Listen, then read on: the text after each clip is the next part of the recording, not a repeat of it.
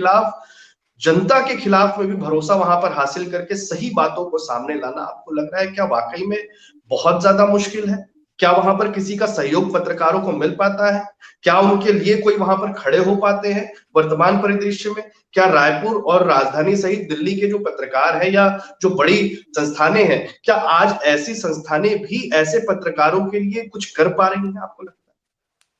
थोड़ा सा जो आपका प्रश्न है उसका जवाब थोड़ा सा लंबा है, इसलिए थोड़ा धैर्य से जी। सुनिएगा, मैं कोशिश करूंगा उसको संक्षेप करने का।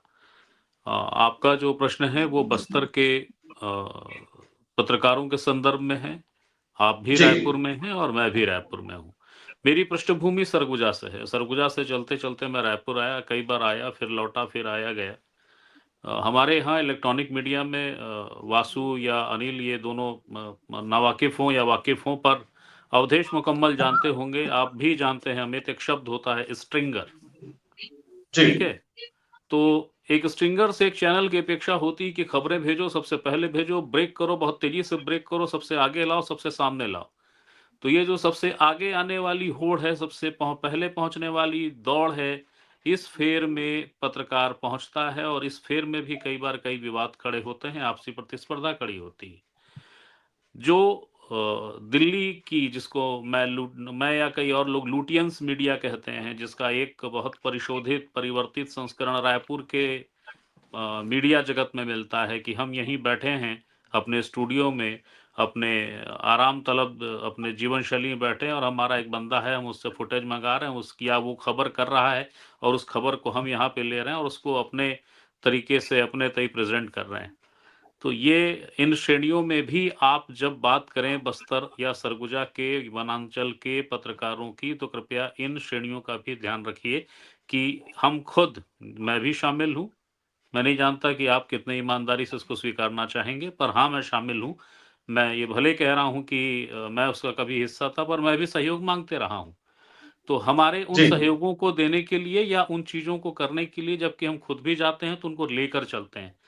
तो ऐसी कई चीज़ें होती हैं जिसको आप छोटे बस्ती के बड़े लोग कहते हैं, जो प्रभावशाली हैं। जैसे अभी मैं जिस ठेकेदार के यहाँ अ, मुकेश का शव मिला है, उसको लेकर एक जवाबदेह व्हाट्सएप ग्रुप है, उसमें एक वरिष्ठ पत्रकार ने लिखा है बस्तर के कि यह जो बंदा था, जिसका नाम सुरेश चंद्राकर बताया जा रहा है, जिसके सेप्टिक टैंक में है, मुकेश उसके लिए वो लिख मुकेश। रहे हैं कि वो एक एसपीओ था। फिर वो करोड़पति बना, ठेकेदार बना, पुलिस से बड़ी नज़दीकियाँ हैं। हेलीकॉप्टर से बारात लेकर जगदलपुर गया था, तब बड़ी चर्चाओं में था। ये उस व्यक्ति की पहचान, उस परिचय वो सीनियर जर्नलिस्ट बता रहे हैं, जिनकी जी। पृष्ठभूमि खुद बस्तर की है और आज भी वो बस्तर में हैं। मैं फिर से दोहरा देता हूँ, एक बहुत जवाबदेह पत्रकारों का ग्रुप है प्रदेश स्तरीय, उसमें ये सूचना आई है। तो इन इन इन स्थितियों को हमको देखना समझना पड़ेगा और फिर दोहरा देता हूँ, जब भी आप पत्रकारिता करेंगे, फिर आप इस जगह की चिंता छोड़ दीजिए अमित, कि वो बस्तर है, वो सरगुजा है, वो सीरिया है, वो इराक है कि इज़राइल है कि कुछ भी है। एक सीधा सिद्धांत है कि जब आप समाचार करने जाएँगे, तो उसमें किसी न किसी का हित बाधित होगा। वह व्यक्ति जो शक्ति से उच्छृंखल होके नृत्य कर रहा होगा, उसको रुकना पड़ेगा, उसको उसकी उसके स्वच्छंदता में खलल होगी उस खबर से और वो नाराज़ होगा। अब उसकी शक्ति और उसके शक्ति के साथ लाभान्वित होने वाले लोग कितने शक्तिशाली हैं, ये उस पर डिपेंड करता है। तो इस तरीके की घटनाएँ होती रही हैं, तो इसको फिर से कह रहा हूँ कि किसी एक वर्ग से मत जोड़िए। ये एक जी। शक्तियों का समूह है, समुच्चय है शक्तियों का। सामने सिर्फ़ एक पत्रकार है जिसका काम है खबर को लिख देना, जस के तस बता देना और उस पत्रकार के जो फ़ील्ड में बैठा है, उसके भी पीछे लोगों का एक समुच्चय है, एक समूह है, उसमें आप हैं, मैं हूँ, वो चैनल है और वो एक स्ट्रिंगर है।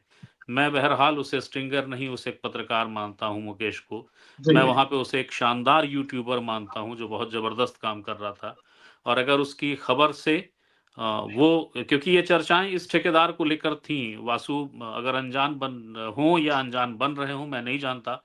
मगर इस ठेकेदार साहब की चर्चाएँ थी कि किसी सड़क का मसला है जो बड़ा विवादित है। लेकिन जो मैं बार-बार अमित कह रहा हूँ कि ठहरना पड़ेगा, तो ये जो जी। अधकचरी-सी खबरें आती हैं, वो खबरें ये कह रही हैं कि इसी ठेकेदार सज्जन का जो छोटा भाई था, वही मुकेश को लेकर गया था।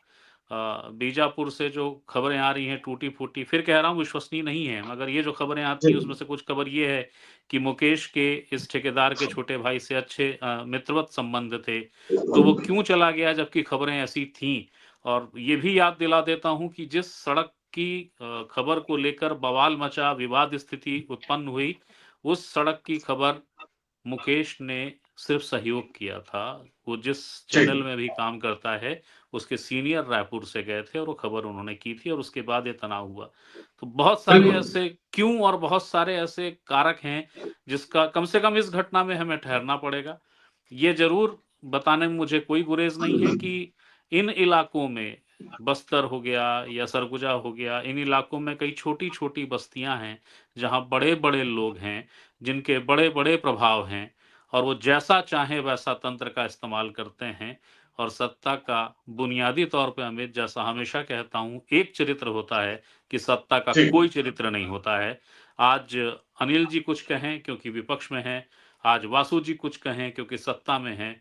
ये कोई बहुत इससे चीज़ें बदल नहीं जाती हैं। ये कहने कहने की बातें हैं कि हम ये कर देंगे, वो कर देंगे। लेकिन क्या इस सरकार को, इस सत्ता को, इस तंत्र को ये नहीं पता था कि अब से कुछ समय पहले एक जो कलेक्टर साहब वहाँ से रिटायर होकर गए, वो किन जी पत्रकारों का घर नाप रहे थे? क्या उन्हें ये नहीं पता है कि मुकेश की जिस शॉपिंग कॉम्प्लेक्स में ऑफिस था, वहाँ पे ताला लगाने के लिए ताला खोज रहे थे, यही प्रशासनिक अधिकारी, यही तंत्र, यही सरकार थी?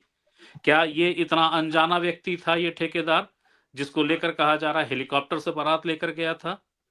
क्या इस व्यक्ति जिस व्यक्ति का बार-बार ज़िक्र आता है, जिस ठेकेदार का उसके कांग्रेस से कोई कनेक्शन नहीं है? क्या ये कांग्रेस से करीबियत नहीं रखता है? और इसके पल्लवित होने, इसके इतने ऊँचाई में पहुँचने में क्या बीजेपी शासनकाल का कोई योगदान नहीं है? बहुत सारे प्रश्न हैं, दोषारोपण पे जाऊँगा तो सबको बड़ी तकलीफ़ें होंगी और मैं फिर दोहरा देता हूँ, मैं अपने निजी दुःख में हूँ। मैंने अपने बच्चे को खोया है, बिल्कुल मुझे ऐसा लगता है। लेकिन जी जो आपका मूल प्रश्न था, उस मूल प्रश्न का मैंने जैसा बताया कि विस्तारित जवाब हो जाएगा, तो उसमें शेयर सभी का है और जिसको भी लगेगा कि सच से तकलीफ होती है, चूँकि बिल्कुल ऐसे लोगों का अपना एक समुच्चय है और वो शक्तिशाली हैं, तो हिम्मत की बात सार है, वो सार कितनी में हिम्मत आपने दिखाएँगे। याकूब जी इस बात का जिक्र किया है कि ये